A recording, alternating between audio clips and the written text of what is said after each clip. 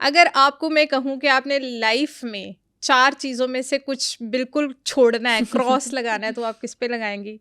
रोटी, चावल, घी या चीनी? चीनी। चीनी पे बहुत बड़ा cross. Without a second thought. Sugar जो है आपके पास, रिफाइंड शुगर, सफ़ेद चीनी, that is poison. Thank you so much for having me here. इंशाल्लाह मैं आती रहूँगी और सब लोगों के सवालों का जवाब भी देती रहूँगी। I feel privileged. इंशाल्लाह। डेफिनेटली चीनी, definitely, because it is a brain killer, it is a body killer, it is immunity killer. तो डेफिनेटली।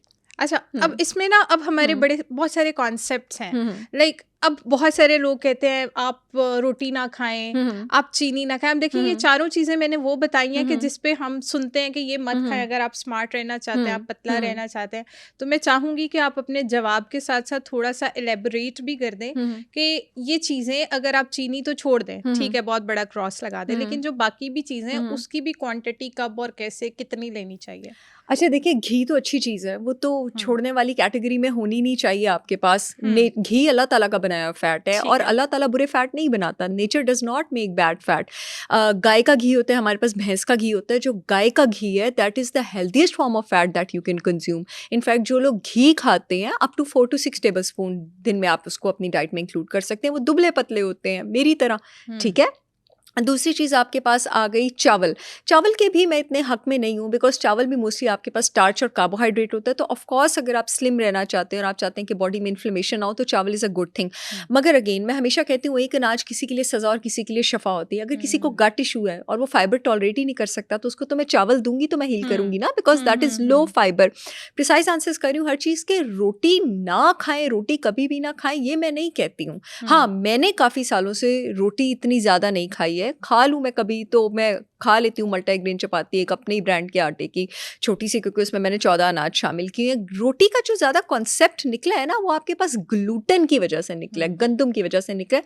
बिकॉज अगर आपके जिस्म में इन्फ्लेमेशन है, अगर आपको गट का कोई प्रॉब्लम है, अगर आपको कोई स्किन एलर्जी है, अगर आपको कोई हार्मोनल इश्यूज़ हैं, अगर आपको थायराइड का प्रॉब्लम है, गंदम आपको प्रॉब्लम करेगा ही करेगा। क्योंकि इन ये सारे केसेस आपके पास लीकी गट से एसोसिएटेड होते हैं।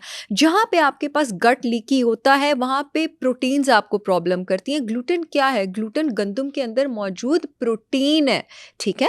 इसके लिए ज़रूरी नहीं है कि अगर आपकी ग्लूटेन सेंसिटिविटी टेस्ट पॉजिटिव आया, नहीं आया, आपको सीलियक है, नहीं है, तो ही आपने रोटी नहीं लेनी है। अगर आपकी बॉडी में कोई भी गट डिसऑर्डर है, कोई भी इन्फ्लेमेटरी डिसऑर्डर है, कोई भी आपको हार्मोनल डिसऑर्डर है, कोशिश करें आप गंदम से दूर रहें। लेकिन फिर एक अनाज किसी के लिए सज़ा है, किसी के लिए शफा है।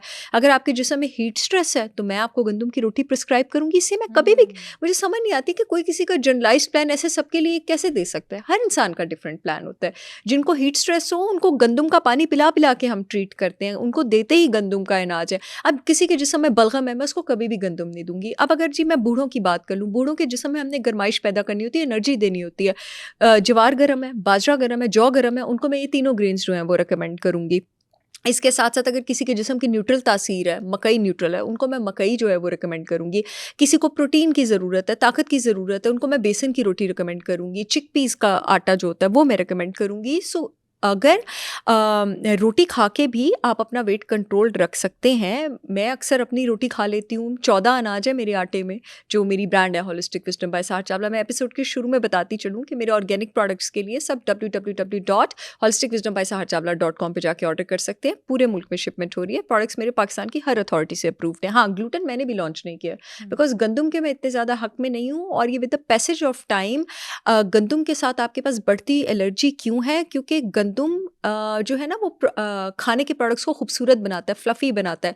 ये गंदम की रोटी खूबसूरत भी इसी वजह से होती है, ग्लूटेन की वजह से होती है। तो उसको इतना बेकरी आइटम्स में, चिप्स में, इतनी चीज़ों में ऐड किया हुआ है कि हमारी बॉडी ने ना डिफरेंट तरह के गंदम को डिटेक्ट करना और उससे एलर्जी डेवलप करना शुरू कर दिया है। Over the period of year 15-20 साल, जब हम लोग बचपन से शुरू होते हैं 5-6 साल की उम्र से, और हम जंक फूड खाते रहते हैं 25-30 साल की उम्र तक, हमारी बॉडी वो जो कंटेमिनेटेड ख़राब वाला गंदम है जिसको जंक फूड और बेकरी में डाला हुआ है, उससे इतनी तरह की एलर्जीज डेवलप कर चुका होता है कि फिर जब सही गंदम भी दिया जाता है ना, उससे भी बॉडी के इम्यून सेल्स रिएक्ट करते हैं। इसलिए अब मोस्टली लोगों को गंदम से ज़्यादा एलर्जी हो रही है, क्योंकि गंदम की पमाल टाइप वाली जो फॉर्म है उसको इतना अरसा आप कंज्यूम कर चुके हैं कि बॉडी ने उसके लिए एलर्जेंस क्रिएट कर दिए हैं। मगर अगर आप वाकई इन्फ्लेमेशन जो है वो बॉडी से ज़रा हटाना चाह रहे हैं, आप एक प्रॉपर डिटॉक्स चाह रहे हैं, तो उसके लिए आपको ग्रेन फ्री होना पड़ता है। जब मैं इससे चाहती हूँ तो फिर 10-10, 15-15 दिन के लिए मैं भी रोटी फ्री रहती हूँ। बिल्कुल ठीक है। अच्छा, जैसे आपने बात की ना कि गंदम की वजह से भी अब बहुत ज़्यादा एलर्जीज हो रही हैं। गंदम तो चलो फिर भी ठीक है, लेकिन अब जो ज़्यादा कॉन्सेप्ट है वाइट आटे का बहुत कॉन्सेप्ट है। हम बहुत सारे लोग जो है कि सिर्फ रोटी वाइट नज़र आए, खूबसूरत नज़र आए, दिखने में अच्छी लगे, उसकी वजह से हम वाइट आटा बहुत ज़्यादा यूज़ कर रहे हैं।